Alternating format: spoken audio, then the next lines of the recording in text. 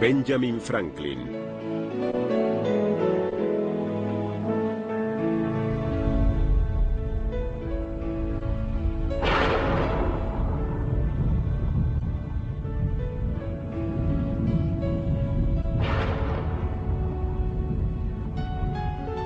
Benjamin Franklin es recordado por la mayoría de los norteamericanos por su afición a volar cometas durante las tormentas, como un raro y algo excéntrico amante de los inventos y como autor de muchas anécdotas populares. Pero en su tiempo fue uno de los más famosos padres de la patria norteamericana. Un hombre de ciencias y de letras, político y diplomático, hijo de un fabricante de jabón de Boston, que por medio de su inteligencia, industriosidad y talento se convirtió en alguien que merecidamente puede ser llamado el primer ciudadano del siglo XVIII. Inventor, poeta, panfletista, filósofo, distinguido miembro de 3 Academias Nacionales de Ciencia, administrador de Correos de Filadelfia y primer director general de Correos de América. Fundó la primera fuerza policial de Filadelfia, el servicio de bomberos, la biblioteca y la academia, que con el tiempo se convertiría en la Universidad de Pensilvania.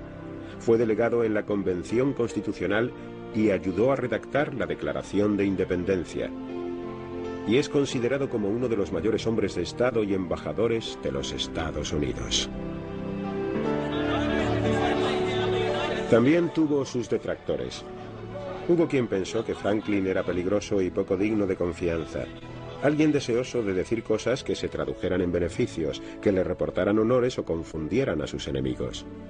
El famoso escritor de H. Lawrence lo consideró un hipócrita y un fraude, un hombre que predicaba la moralidad a las clases medias y a la vez tenía grandes vicios privados. El historiador Max Weber le consideró la suma de todo lo despreciable de la personalidad norteamericana y del sistema capitalista. Pero esas son las opiniones de una minoría. La mayoría considera que la vida de Franklin fue plena y fructífera. En su autobiografía, una de las más finas escritas en el idioma inglés, nos ofrece un relato más próximo al sueño americano que los de Horacio Alger. Buscó el éxito y lo encontró. No buscaba fama de forma consciente, pero aún así se convirtió quizás en el hombre más famoso de su época. Un hombre tan famoso que los medallones y las placas con su imagen se convirtieron en objetos codiciados en los 2 continentes. Se encontraba a gusto con los comerciantes y con los reyes, un hombre que prefería su gorro de piel a una elegante peluca. Su modestia le llevó a elegir este epitafio para su tumba: Benjamin Franklin, impresor.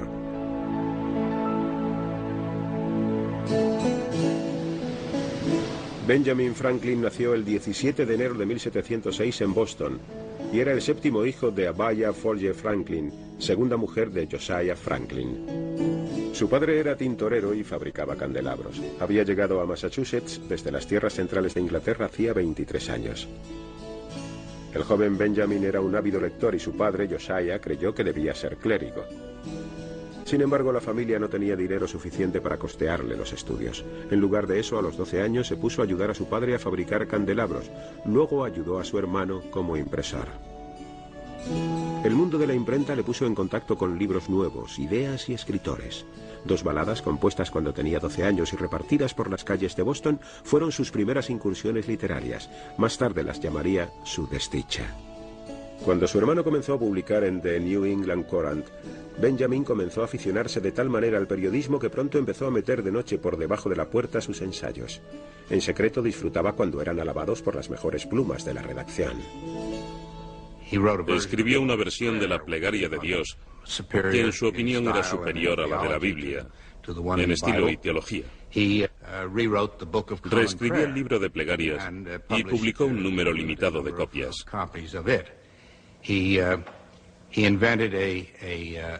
Fue el autor de una parábola sobre la persecución que utilizó para embromar a sus amigos, diciéndoles que era un capítulo de la Biblia que no había leído nunca. Este precoz muchacho de 16 años desarrolló su estilo copiando los ensayos de The Spectator, la principal revista literaria británica. Publicó 14 artículos anónimos bajo el satírico seudónimo literario de Silence Dogood, una viuda parlanchina y moralizante. El secreto de su autoría no fue revelado hasta 55 años más tarde en su autobiografía.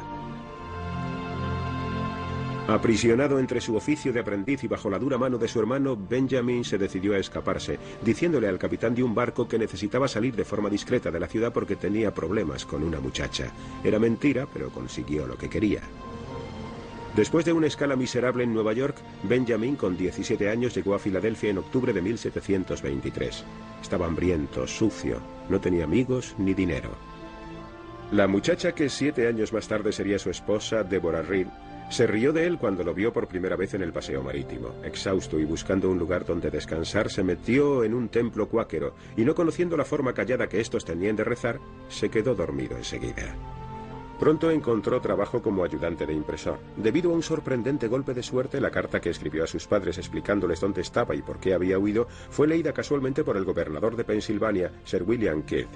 Se quedó tan impresionado con el estilo de la carta que le llamó personalmente a la imprenta de Samuel Kelmer y le propuso que se estableciera por su cuenta. Resultó que Sir William hizo muchas promesas, pero cumplió muy pocas. Enviado a Londres para comprar una nueva imprenta y establecer contactos, Franklin llegó la víspera de Navidad y se encontró con que el gobernador no había enviado las cartas prometidas de presentación y crédito. Sorprendido, se puso a trabajar en el único oficio que conocía. Durante 2 años vivió frugalmente, importunando a sus compañeros asiduos bebedores de cerveza con su laboriosidad. Completaba sus ingresos como profesor de natación. En el barco de vuelta a Filadelfia, el muchacho de 20 años escribió algo que más adelante sería el programa de su vida. Defendía la frugalidad, la honradez, el trabajo y la diplomacia. La 12ª de sus virtudes era la castidad. Enseñó su lista a un amigo cuáquero de Filadelfia, que le dijo que había omitido una virtud muy importante, que se llamaba humildad. La humildad nunca fue un problema para Benjamin Franklin. 2 años después de su regreso, Franklin y un aprendiz amigo fundaron su propia imprenta para publicar el periódico más importante de Filadelfia, la Gaceta de Pensilvania. Fue un éxito inmediato. Las imprentas florecían y, entre otras cosas, publicaron el primer tratado médico de Norteamérica y la primera novela de Samuel Richardson, Pamela, que fue la primera que se imprimió en Norteamérica. También se imprimió el papel moneda de la provincia. Firmemente establecido como hombre de empresa, volvió a cortejar a Deborah Reed. Había empezado a hacerlo justo antes de su malhadado viaje a Inglaterra, pero Deborah le había rechazado. En su ausencia, ella se casó con otro al que acabó abandonando. Esta vez, sin embargo, Deborah acabó aceptándole. El día 1 de septiembre de 1730, Benjamin y Deborah anunciaron su matrimonio. Se fueron a vivir encima de la imprenta, en Market Street. Adoptaron al hijo ilegítimo de Franklin, William, que fue el resultado de lo que Franklin describiría más tarde como una ingobernable pasión de juventud que le conducía con frecuencia a intrigas con mujeres de baja estofa. Le siguieron 2 hijos más, Sally, que le hizo feliz durante toda su vida, y Francis, que murió a los 6 años y fue una constante causa de preocupaciones.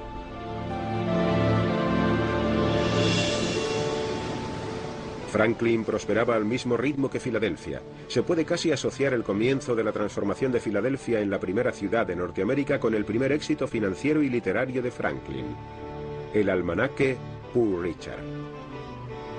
Este almanaque era como todos los del siglo XVIII, en el sentido de que mezclaba acontecimientos con cartas lunares, días festivos y ferias, recetas caseras, previsiones del tiempo y una mezcla de consejos populares. Lo que le distinguía eran los rellenos de Ben Franklin. Año tras año, Franklin llenaba los espacios vacíos de las páginas con proverbios, ilustraciones y parábolas que él mismo había creado. Dios cura, el médico cobra. A ninguna nación la ha arruinado el comercio. La necesidad no hace buenos negocios. Con estas perlas de sabiduría popular, el almanaque Poor Richard eclipsó totalmente a sus competidores. Fue un auténtico éxito de ventas en las 13 colonias. Para muchos de sus lectores, el almanaque de Franklin sería el único material de lectura además de la Biblia. Para otros, su principal fuente de lectura. Los dichos de Poor Richard, con su mensaje de trabajo duro, honradez y saludable escepticismo, ayudaron a definir el carácter norteamericano que justamente acababa de empezar a emerger de su pasado puritano y provincial. Dieron forma a los valores emergentes nacionales y atrajeron una enorme atención hacia el autor y hacia la ciudad donde vivía. Franklin fundó el Jonto Club, una asociación de hombres jóvenes que se interesaban por la lectura, las ideas y la mejora personal. En sus reuniones, los miembros de Jonto trataban de problemas de interés científico y filosófico. En estas reuniones presentó Franklin sus primeras ideas sobre la naturaleza de la electricidad. Las mejoras cívicas también estuvieron presentes en la agenda de Jonto. Franklin propuso la profesionalización de la vigilancia nocturna, lo que condujo a la primera fuerza de policía de Filadelfia. Propuso también la creación de un cuerpo de bomberos local. Por medio de Jonto, Franklin fundó el primer hospital y la predecesora de la Universidad de Pensilvania. Una y otra vez, Franklin detectaba una necesidad y se disponía a satisfacerla juntando fuerzas con otras personas.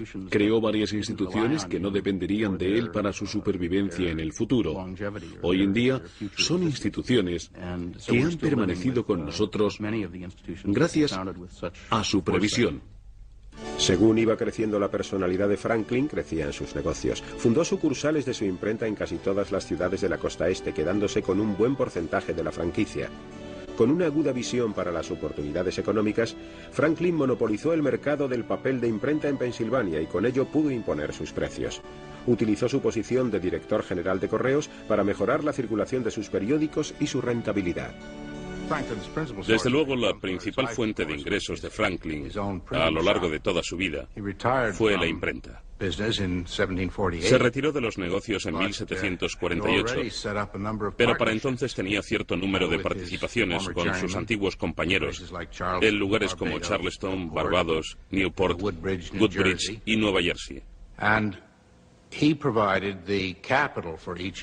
Había invertido capital para fundar cada uno de esos negocios y recibía parte de los beneficios. Además, aumentaba sus ingresos vendiendo papel y tinta a esas imprentas satélite. Así pues, ingresaba los beneficios que conseguía con las imprentas y con la venta de los suministros necesarios para su trabajo. Aunque a veces miraba mucho el dinero, también sabía ser extremadamente generoso. Inventó un artilugio de calefacción que ahorraba mucha energía y que en la actualidad sigue llamándose la estufa de Franklin, pero declinó patentar su diseño. Decía que estos inventos debían servir al interés público y que las ideas como esta nueva estufa deberían ser utilizadas gratuitamente.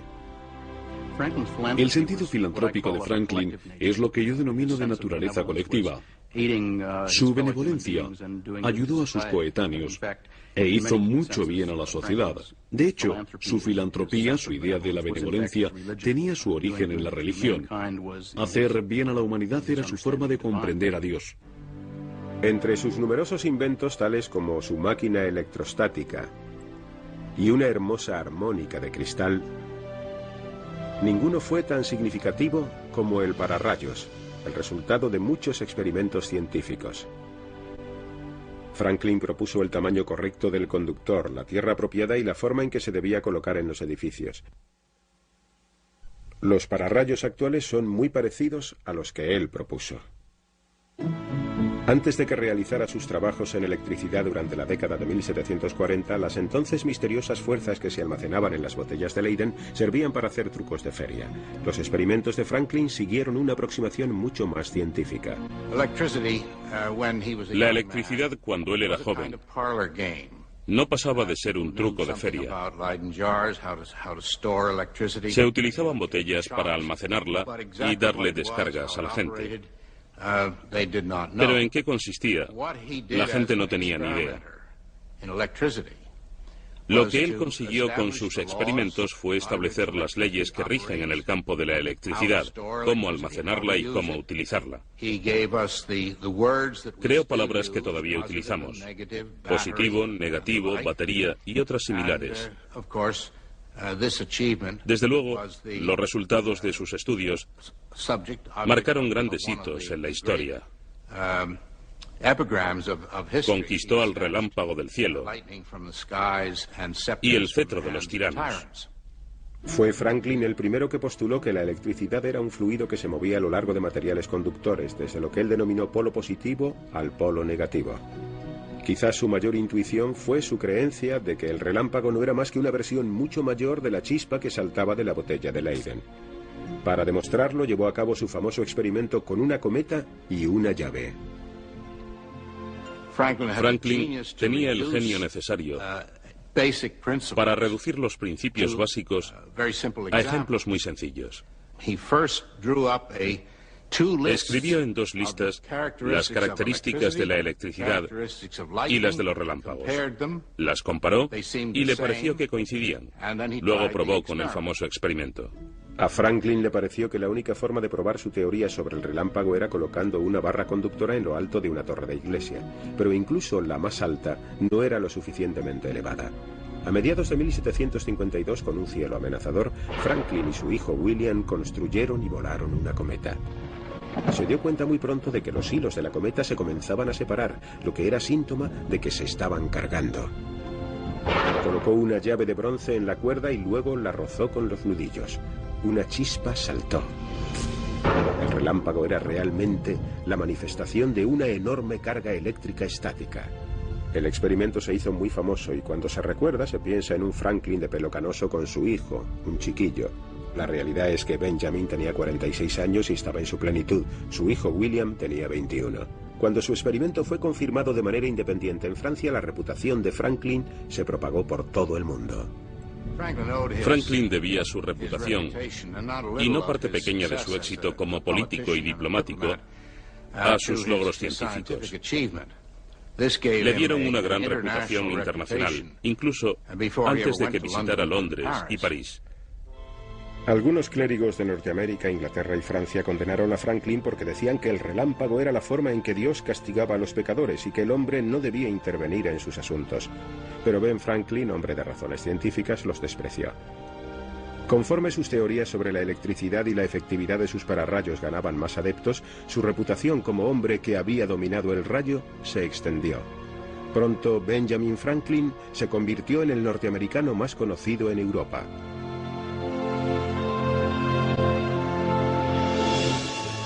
A los 55 años, justo cuando Franklin planeaba retirarse a una vida dedicada a la investigación científica, el Consejo de Pensilvania le envió a Londres para resolver una añeja disputa sobre los herederos de William Penn, que se negaban a pagar impuestos por sus extensos terrenos. Se suponía que sería un viaje corto, pero acabó durando 7 años. Londres ofreció a Franklin todo lo que necesitaba. En sus aposentos, a un corto paseo de la Real Academia, tenía una sala aparte dispuesta para realizar experimentos sobre la electricidad. Era muy popular y se le invitaba a muchas cenas. Nunca parecía tener prisa por volver a Mark Street. En las cartas que escribía a su mujer, Franklin siempre pedía disculpas porque debía quedarse otro mes y luego unos cuantos más. En la correspondencia se comprueba la forma en que ella protegía a su papi. Así llamaba a Franklin, a los intereses de su papi. Lord Jeffrey Amherst, el comandante en jefe británico de América, había actuado de una forma u otra contra los intereses de papi como director general de correos. Ella le escribió una carta muy fuerte, protestando. Le dijo de todo. Ninguna mujer de América del siglo XVIII se habría enfrentado al comandante en jefe del ejército británico en América en semejantes términos. Pero habiéndosele acabado sus excusas y habiéndose resuelto parcialmente el asunto de Penn, Franklin tuvo que embarcarse hacia Filadelfia con la promesa escrita en su corazón de que regresaría muy pronto. Llegó a Filadelfia a tiempo para presentarse a las elecciones a la Asamblea. Franklin había sido el representante de su ciudad durante 14 años seguidos, pero esta vez perdió por solo 25 votos ante su opositor, Penn, el cual tenía grandes deseos de acabar con la carrera política de Franklin. Benjamin, junto con otros, llegó a la conclusión de que lo que mejor se podía hacer por Pensilvania era solicitar al rey que la convirtiera en una colonia real, eliminando definitivamente el control de Penn. Aunque ya no era un político electo, al cabo de un mes Franklin estaba de vuelta en Inglaterra, llevando la petición de la Asamblea. Esta vez estaría fuera 10 años.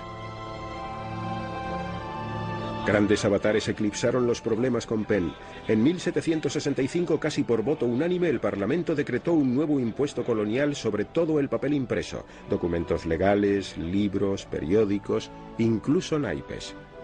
Debido a que para demostrar el pago del impuesto se necesitaba una póliza, el decreto se conoció como el Acta de la Póliza. En Inglaterra existían unas tasas similares que se imponían a los comerciantes. Franklin mismo había sugerido algo similar hacía unos pocos años, pero en 1765 el clima político había cambiado. El Acta de la Póliza provocó que la gente se manifestara por la calle en una actitud tal que rozaba la rebeldía. Cuando Franklin se enteró de los disturbios de Boston provocados por el Acta de la Póliza, se quejó públicamente. Hizo lo que pudo para alcanzar un compromiso, pero los lores se hicieron oídos sordos. Al otro lado del Atlántico, los colonos protestaron tachando la medida de tiránica. No hay impuestos sin representación, se convirtió en una llamada a las armas. Se establecieron posiciones y las fidelidades fueron puestas a prueba. El hijo de Franklin era ahora gobernador real de Nueva Jersey, y se propagaron los rumores de que Franklin era uno de los muñidores del detestado decreto del Acta de la Póliza. De vuelta a Filadelfia, su mujer, Deborah, se sintió tan amenazada que no tuvo más remedio que refugiarse en una habitación de su casa de Market Street, armada con una escopeta. Le llevó algún tiempo a Franklin darse cuenta del peligro que el Acta de la Póliza representaría en las relaciones angloamericanas, pero cuando cayó en ello lanzó una enérgica campaña en su contra. El 13 de febrero de 1766, Franklin fue llamado a la Casa de los Comunes, en la que se debatía si había o no que suprimir el Acta de la Póliza. Solo ante los comunes, a lo largo de 4 horas y 174 preguntas, Franklin defendió la posición contra el acta. Edmund Burke describió más tarde su interrogatorio como el de un maestro preguntado por una pandilla de colegiales. Pero conforme la sesión progresaba, el tono fue empeorando. Los miembros del Parlamento querían saber hasta dónde llegarían los americanos en su oposición. ¿Se opondrían por la fuerza? ¿Con las armas? Sin sentirse irritado, Franklin replicó que no lo harían. ¿Pero qué era el Acta de la Póliza sino una provocación?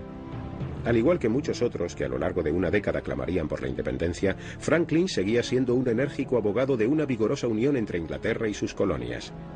Hasta la misma víspera de la Revolución, Franklin creyó que lo que era bueno para el Imperio Británico era bueno para América, y viceversa. Se consideraba a sí mismo como un hombre perteneciente al Imperio Británico. Era un auténtico británico, amaba al Imperio y le parecía bien. Creía que América debía ocupar un sólido puesto en él. Yo creo que el tiempo que pasó en Londres contribuyó a reforzar esas ideas. Una vez proclamó orgullosamente: no solo porque soy colono, sino también porque soy británico, hace mucho tiempo que creo que los cimientos de la futura grandeza y estabilidad del Imperio Británico descansan en América. Pero ahora, con el Parlamento dividido, Franklin lo castigaba por sentir que los americanos eran unos extranjeros y les recordaba que se sentían ingleses y que deseaban apoyar a Inglaterra mientras que no se abusara de ellos. Al cabo de unas semanas, el Acta de la Póliza fue abolida. Franklin fue aclamado como héroe por toda Norteamérica. Pero el Parlamento no había cesado de imponer tasas a sus colonias. Se crearon otras nuevas. Para ayudar a recaudarlas, se acuarteló a soldados británicos en hogares privados pagando los colonos sus gastos. La tensión fue en aumento. Franklin, temiéndose lo peor, esperaba que saltara la chispa que haría estallar una guerra entre los colonos y los británicos. Un altercado entre algunos habitantes de Boston y unos soldados británicos acabó con el saldo de 5 muertos. Pronto los bostonianos se manifestaron en el malecón del puerto y arrojaron 300 kilos de té inglés al agua. La independencia de las colonias americanas, un hecho inimaginable hacía unos pocos años, era ahora la única solución. Franklin había confiado en que esto nunca llegara a pasar. Massachusetts volvió a pedir a Franklin, todavía leal a la corona, que actuara como su representante en Londres, pero Thomas Hutchinson, gobernador real, impidió el nombramiento.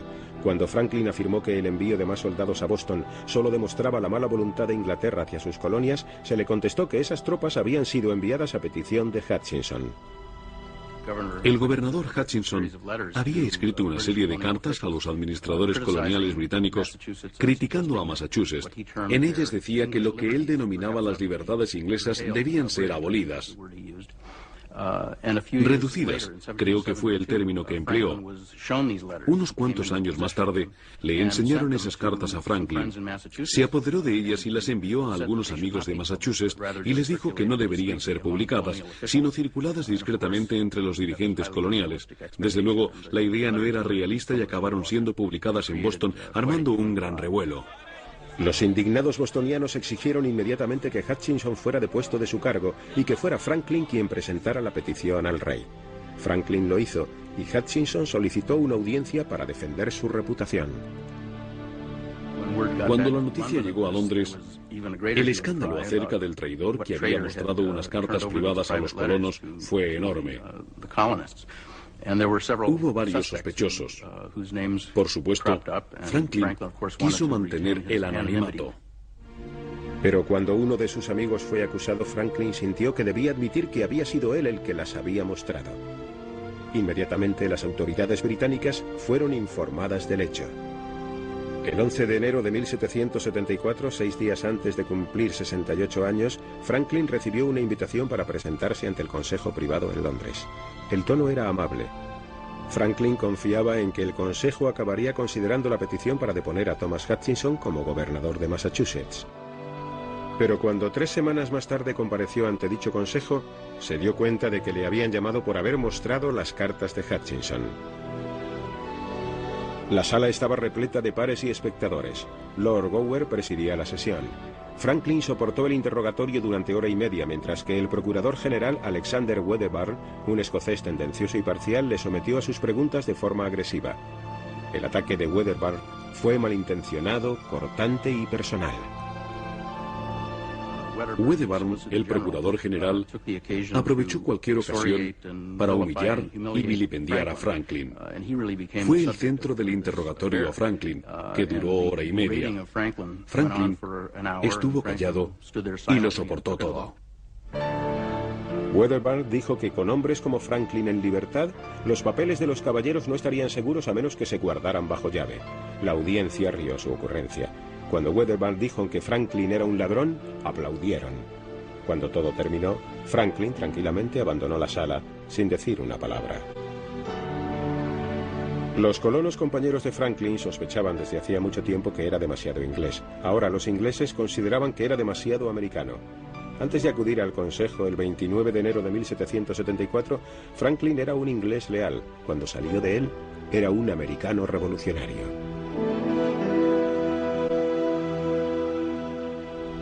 Cuando se estaba preparando para abandonar Inglaterra, recibió la noticia de que su mujer, Deborah, había muerto. Le había insistido muchas veces que le acompañara a Londres, pero sabía que ella se negaría a realizar la travesía del Atlántico. Sus cartas habían conseguido que el matrimonio no se rompiera a lo largo de los muchos años de separación. Ahora Franklin regresaba viudo a una nueva casa que ella había construido para ellos y que él no había visto todavía. Cuando Franklin llegó a Filadelfia el 5 de mayo de 1775, encontró que su ciudad se estaba preparando para la guerra. Tan solo hacía 2 años y medio, un contingente de soldados británicos al mando del general Gage había tenido un encuentro con unos insurgentes en el cruce de las carreteras de Lexington y Concord. Después de que Londres emitiera una orden de arresto, Franklin necesitó poco para verse involucrado en la logística de la rebelión. Además de servir en el Segundo Congreso Continental, fue una figura destacada en los más importantes comités.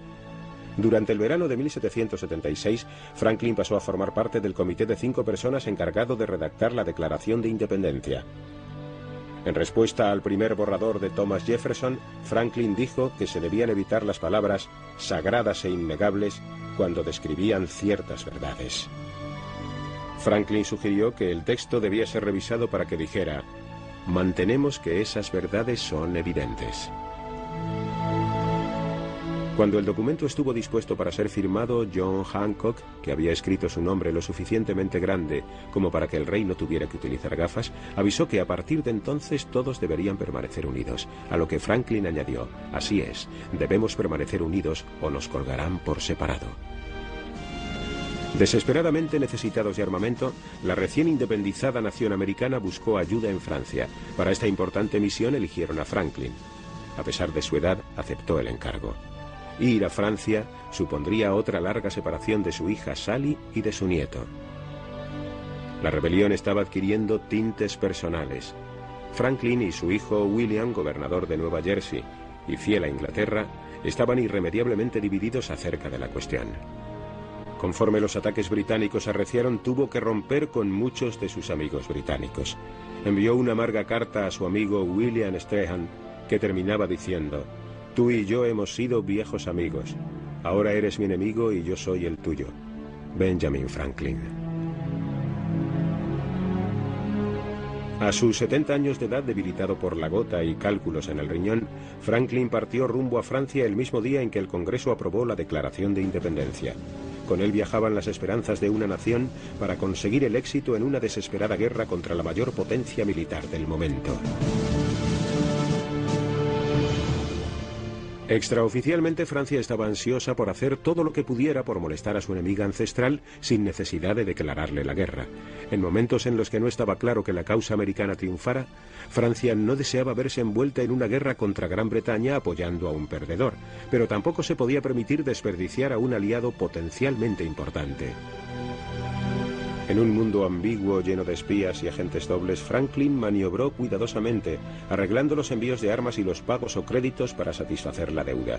Se ocupó de materias tan delicadas como del apresamiento de barcos de carga por parte de personalidades privadas americanas.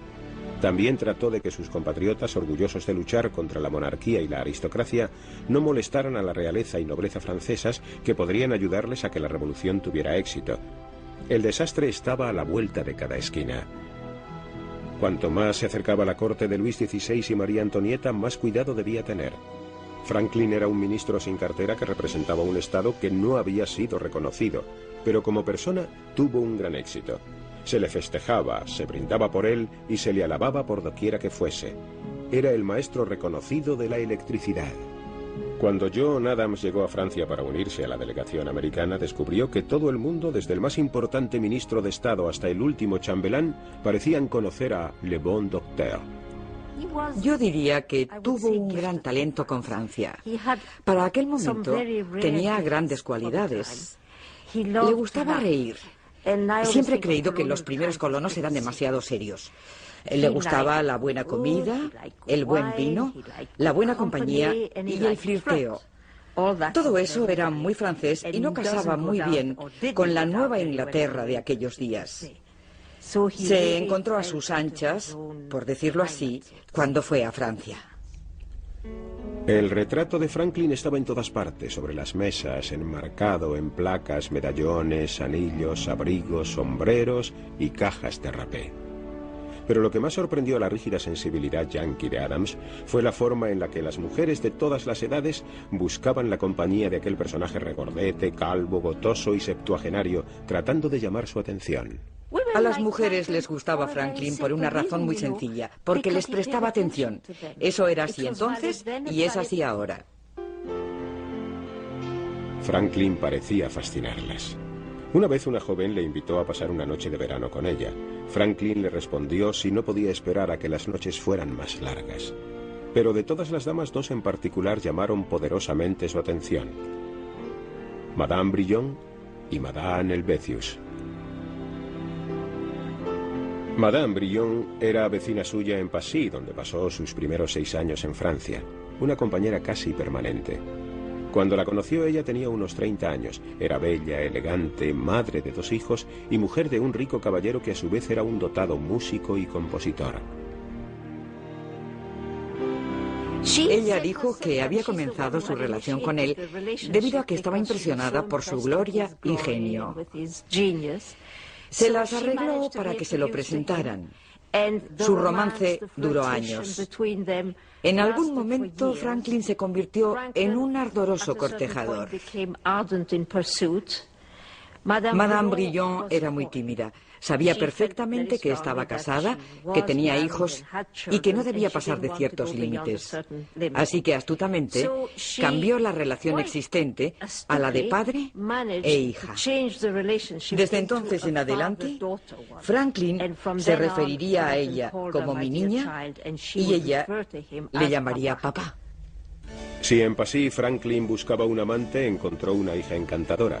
Pero en Auteuil encontró a una dama más cerca de su edad, una mujer brillante, a la que pronto propuso matrimonio. Madame Helvetius. Llamó a su finca la Académie d'Auteuil y a ella Notre Dame d'Auteuil.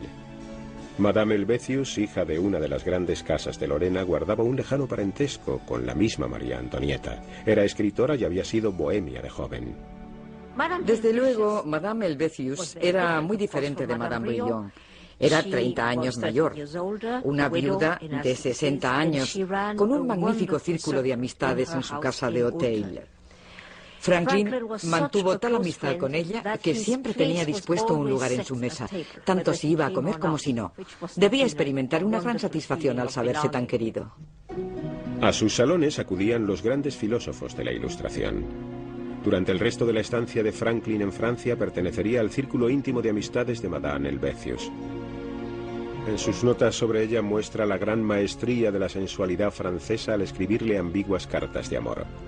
Sus bromas, junto con el desprecio que Madame Helvetius sentía por el vestido y comportamiento formales, escandalizaron muy pronto a John Adams. Sin embargo, a pesar del tono de chanza, Franklin se había enamorado. Estaba tan enamorado de Madame Helvetius que en cierto momento, en su estilo irónico y ambiguo a la vez, le propuso que se casaran. Ella lo pensó durante un tiempo y luego decidió que prefería continuar independiente. Pero siguieron siendo grandes amigos. Fue lógico que la última carta que Franklin escribió para Francia estuviera dirigida a ella. En dicha carta recuerda los buenos tiempos que pasaron juntos, sus bromas, las comidas y las conversaciones que compartieron. Fue una de sus cartas más emotivas y nostálgicas. Franklin se encontraba en Auteuil cuando se enteró de la victoria de Yorktown y de la rendición de Cornwallis ante Washington. Los años en que había tratado de conseguir el reconocimiento de Francia a los Estados Unidos, el delicado y peligroso tráfico de armas y los intentos de alianza militar que culminaron en 1778 entre Francia y Norteamérica, habían rendido dividendos al fin. A Franklin, John Jay y John Adams se les encargó la difícil tarea de negociar un tratado de paz con Inglaterra sin desairar a sus aliados franceses. En la firma formal del Tratado de París el 30 de noviembre de 1783, se dijo que Franklin vestía el mismo sencillo traje que había llevado puesto cuando asistió al Consejo Privado hacía casi una década. Al igual que la nación que ahora representaba, Franklin había convertido la humillación pública en un triunfo público. En la primavera de 1785, a la edad de 79 años, el gobierno de los Estados Unidos autorizó formalmente que volviera a casa. Él dijo que, aunque amaba mucho a Francia, deseaba morir en su tierra.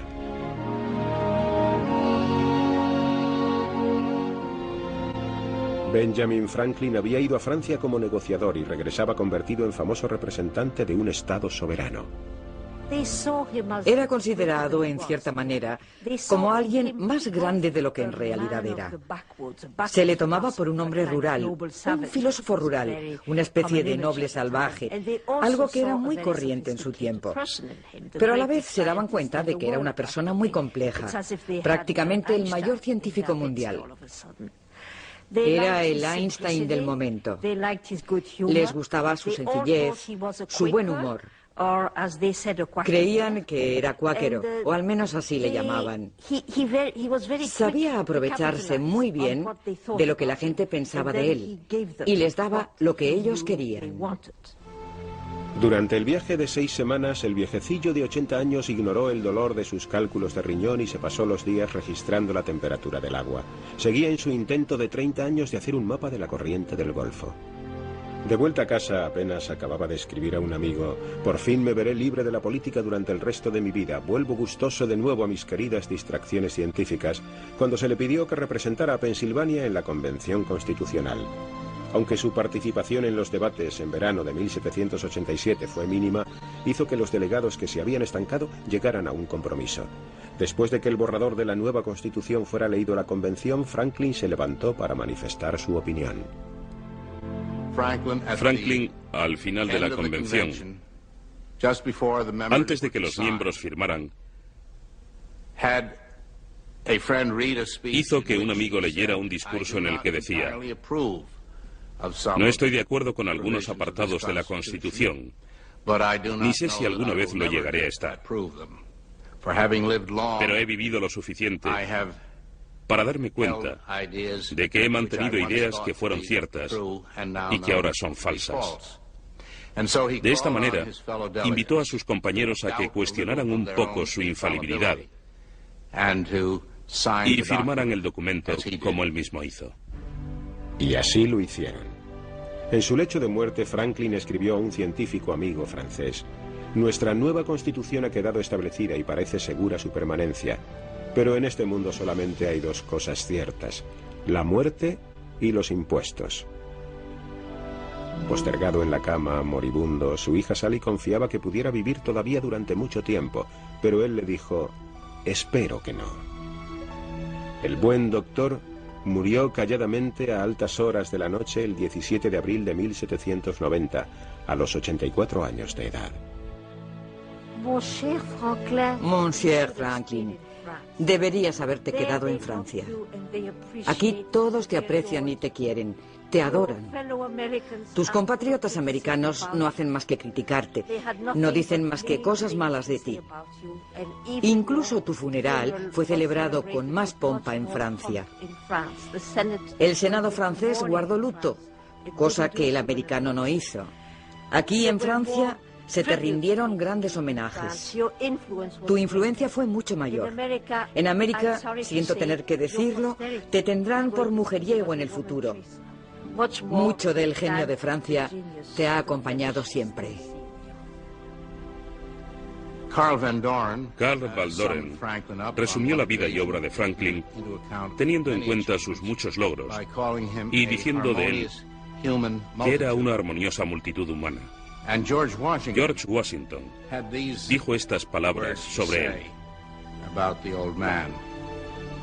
si debe ser venerado por su benevolencia, si debe ser admirado por su talento, si debe ser estimado por su patriotismo, si ser amado por su filantropía recompensa la mente humana, entonces, señor, debe tener el gran consuelo de no haber vivido en vano. Fue enterrado bajo una sencilla lápida con la inscripción Benjamin y Deborah Franklin. Pero el epitafio que él mismo había escrito 62 años antes, a la edad de 22, permanecía todavía fresco, como el mismo día en que fue escrito.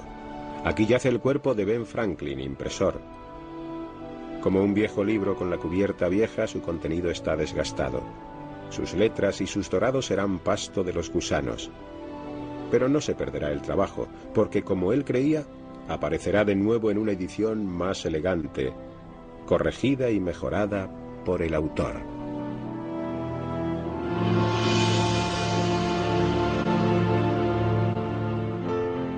Ben Franklin tenía alegría de vivir. Era animoso, inquisitivo, entregado. Llenaba sus días con esperanzas de un futuro mejor y resolvía problemas que un hombre menor no podría resolver. Desde la oscuridad de una ciudad portuaria de la costa norteamericana surgió como uno de los principales personajes de su época.